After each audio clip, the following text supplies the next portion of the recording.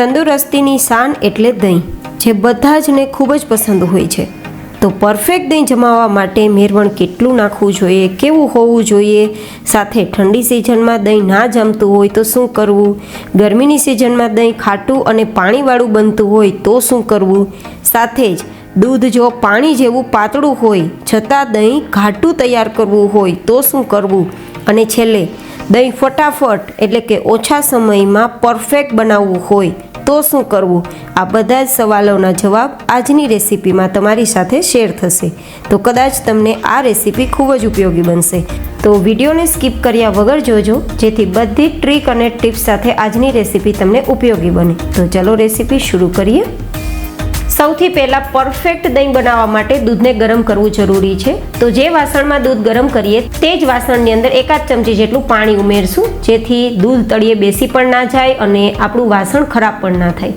હવે આપણે જેટલું પણ દહીં બનાવવું છે તેટલું દૂધ ઉમેરીશું. મેં અહીંયા 1 લીટર જેટલું દૂધ ઉમેરેલું છે અને આ દૂધ એકદમ પાતળું છે. તમે ઘટ દૂધ પણ લઈ શકો છો અને પાણી જેવું પાતળું દૂધ હશે તો પણ તમારું દહીં એકદમ ઘટ જ તૈયાર થશે. તે આપણે આગળ ટ્રીક જોશું. હવે આપણા દૂધમાં એક ઉફાણ આવે ત્યાં સુધી આપણા દૂધને આપણે ગરમ કરવાનું છે.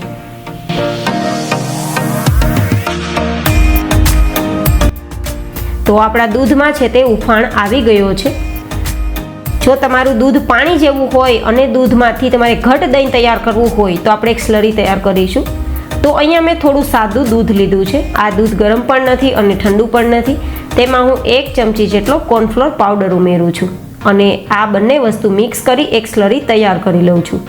હવે આપણી આ તૈયાર કરેલી સ્લરી આપણે જે ઉકાળેલું દૂધ છે તેમાં ઉમેરશું અને એકવાર આ સ્લરી ઉમેર્યા બાદ હવે આપણે સતત આ દૂધને ચલાવીશું લગભગ 5 મિનિટ માટે. તો આ દૂધમાં ઉમેરેલો પાવડર કૂક થઈ જશે અને પરિણામે આપણું દૂધ એકદમ ઘટ થઈ જશે. પણ હા, જો તમારું દૂધ ઘાટું હોય તો તમારે પાવડર ઉમેરવાની બિલકુલ જરૂર રહેશે નહીં. તેમ છતાં આટલું તમારું દહીં ઘટ જ તૈયાર થશે.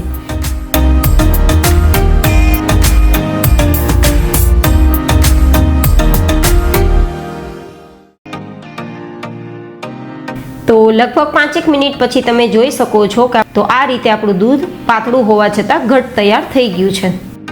તો ગેસની ફ્લેમ બંધ કરી અને આ દૂધને નીચે ઉતારી અને એકદમ હુંફાળું ગરમ રહે ત્યાં સુધી ઠંડુ કરીશું.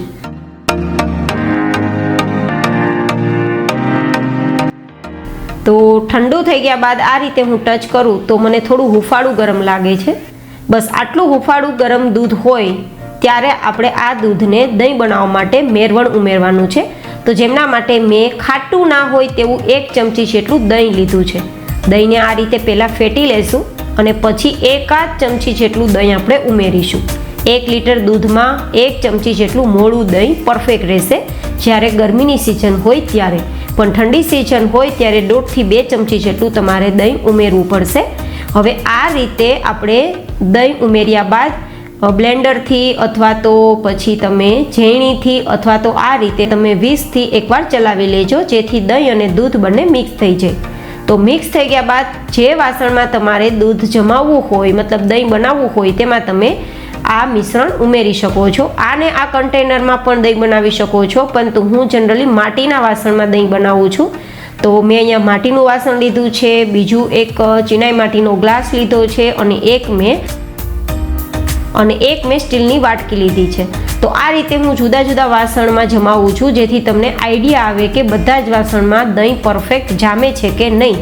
તો હવે આપણે જે કન્ટેનરમાં મિશ્રણ ઉમેરેલું છે તે બધા જને કવર કરી દઈશું, ઢાંકી દઈશું અને ઢાંકી અને એવી જગ્યાએ આ વસ્તુ રાખીશું કે જ્યાં એકદમ હુંફાળું ગરમ વાતાવરણ હોય તો ફટાફટ દહીં જામી જશે.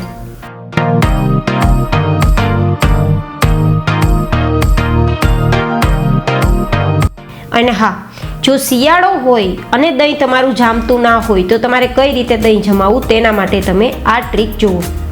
કોઈ એક તમારે ડબ્બો લેવાનો કે જેમાં આપણે દહીં જમાવવાનું વાસણ મૂકી શકીએ ને તેવો ડબ્બો લેવાનો. તે ડબ્બામાં આપણે આ જે દૂધનું મિશ્રણ છે તે રાખી દેવાનું, પછી તેને ઢાંકી દેવાનું. ઉપરથી પણ આ બોક્સને આપણે ઢાંકી દેવાનું અને પછી એક કોટનનું કપડું હોય કે જે એકદમ ગરમાળો આપતો હોય તેવું તમારે કપડું ઢાંકી અને કવર કરી દેવું. તો તમારું દહીં ઠંડી સિઝનમાં પણ પરફેક્ટ જામશે.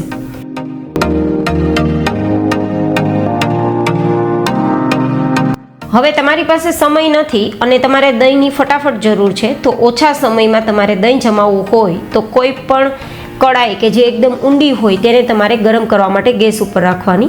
કડાઈ એકદમ સખત ગરમ થઈ જવી જોઈએ કે આપણે ટચ ના કરી શકીએ તેટલી આપણી કડાઈ ગરમ થાય ત્યારે નીચે ઉતારી લેવાની. હવે ગેસ ફ્લેમ ઉપર નહીં રાખવાની અને પછી તે કડાઈની અંદર આપણે કોઈ કોટનનું કપડું પાથરી દેવાનું. કોટનનું કપડું પાથરી પછી આપણે જે વાટકીમાં દૂધનું મિશ્રણ ઉમેર્યું છે ને તે વાટકી મૂકી તેને ઢાંકી આપણે જે કપડું પાથર્યું છે ને તેની ઉપરની સાઈડ આ રીતે કવર કરી દેવાનું, જેથી નીચેથી કપડું પણ ગરમ થઈ જશે અને લાંબા સમય સુધી કપડું ગરમ રહેશે, જેથી આપણા આ મિશ્રણને ગરમાડો ઝડપથી મળશે અને પરિણામે દહીં આપણું ઝડપથી જામી જશે. ફરીથી ઉપરથી ઢાંકી દેશું, તેના ઉપર પણ એક કોટનનું કપડું ઢાંકી દેશું, જેથી અંદર ગરમાડો રહેશે અને પરિણામે દહીં તમારું ફટાફટ જામી જશે. દહીં તમારું કેટલા કલાકમાં જામશે તે તમારા દૂધની ક્વોન્ટિટી ઉપર આધારિત રહેશે મિત્રો. તો તમે જોઈ શકો છો કે આપણું દહીં એટલું પરફેક્ટ જામ્યું છે કે હું આ રીતે ઊંધું કરું તો પણ નીચેની તરફ સરતું નથી, છે ને પરફેક્ટ દહીં. તો આ રીતે દહીં તમે જમાવજો, તમને ખૂબ ઉપયોગી બનશે આજની રેસીપી. ઉપયોગી બને તો કોમેન્ટમાં ફીડબેક જરૂર આપજો. ફરી મળીશું એક નવા જ ઇન્ટરેસ્ટિંગ વિડીયો સાથે. ત્યાં સુધી હંમેશા ખુશ રહો, હસતા રહો. Take care and bye bye.